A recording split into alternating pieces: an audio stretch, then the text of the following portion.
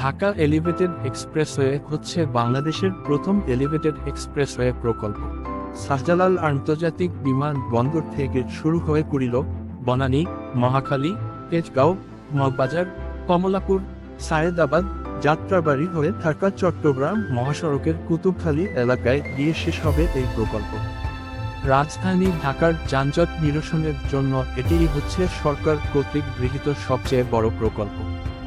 সংযোগ সড়ক সহ এটির দৈর্ঘ্য হবে 46.73 কিলোমিটার এবং ব্যয় হবে 122 বিলিয়ন টাকা।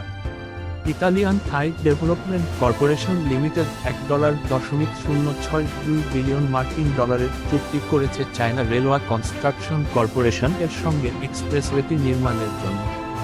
প্রথম ধাপের এয়ারপোর্ট বনানী রেল স্টেশন পর্যন্ত অগ্রগতি 100%।